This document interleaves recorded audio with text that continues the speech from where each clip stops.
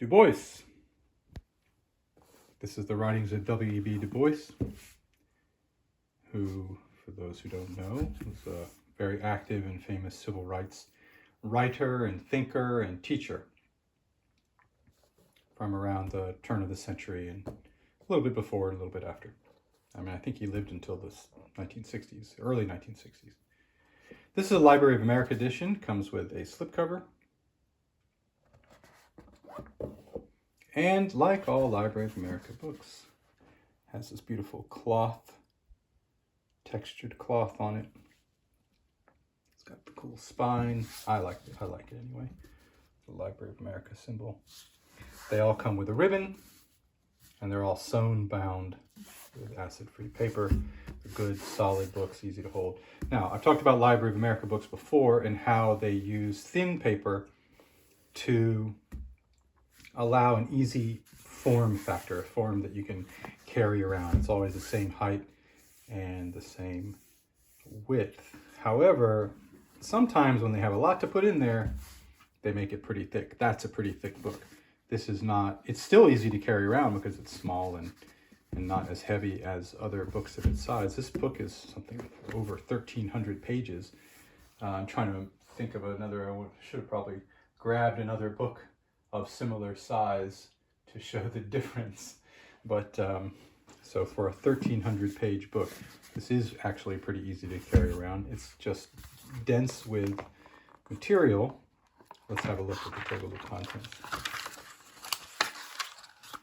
W.E.B. Dubois, and I'll just point out, for those of you who studied French, you might want to pronounce that Dubois, and that's just not how he pronounced his last name, so it's Dubois. Anyway, let's have a look at the table of contents. I have to sort of fight with myself not to call it that, not to say Dubois. Anyway, the suppression of the African slave trade, the souls of black folks, which is folk, which is his most famous, I would say, the Dusk of Dawn, and then assorted essays and articles. You can look at this. The table of contents doesn't give us more than that.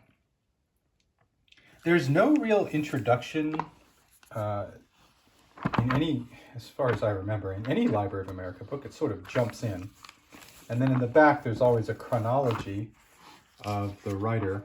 Of the writer's life, and then there are notes and an index. Look at the chronology here. Here's the index, and here's a chronology of the writer's life. He lived a long time. I think he was in his 90s when he died, something like that. And so he wrote about,